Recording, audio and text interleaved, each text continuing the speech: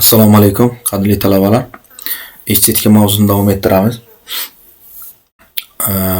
Bugungi masalamiz Hegel san'at va ruh konsepsiyasi.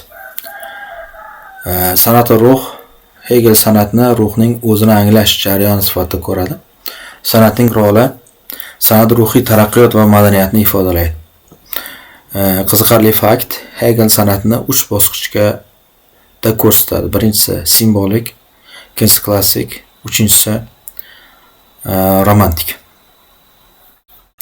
Xo'p. Hegel san'atni ya'ni san'at va ruh konsepsiyasi haqida shunday fikrlar bildiradi.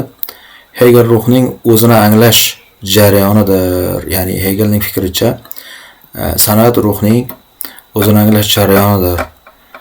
Hegel san'atni 3 bosqichga bo'lgan, boya yuqorida aytganimizdek, simbolik, klassik, romantik. Ushbu bosqichlarni birgalikda ko'rib chiqamiz. San'atning simbolik bosqich, umumiy xususiyatlar, noaniqlik va mavhumlik ustun bo'ladi. Misollar: Misr ehromlari va katta haykallar. Shakl mazmunni to'liq ifodalay olmaydi, ya'ni bu yerda asosan shakl emas, simvollar muhim hisoblanadi. Ramzlar aniqrog'i muhim hisoblanadi. San'atning klassik bosqichi, umumiy xususiyatlar, umumiylik, mukammallik va muvozanat asosiydir. Ya'ni uning fikricha umumiylik, uyg'unlik, mukammallik va muvozanat asosiy hisoblanadi klassikda.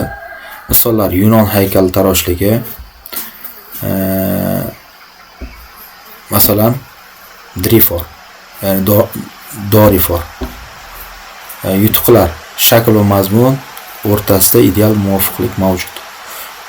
Klassik asarlarda shakl va mazmun orasida ideal muvofiqlik mavjud bo'ladi.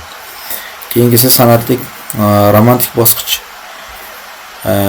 Ya'ni umumiy xususiyatlari, ichki kechinmalar va his-tuyg'ular ustun turadi. Misollar: romantik adabiyot va musiqa, masalan Beethoven.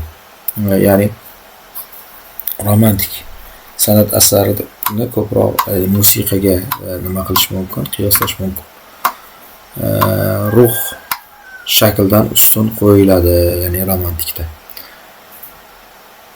Demak, Hegelning san'at va ruh munosabati diagrammasi. Ruh tezis, harakat va o'zini anglash bosqichi. Sanoq antitezis, san'at ruhning o'zini ifodalashidir. Mutlaq ruh, san'at va ruhning yakuniy birlashuvi.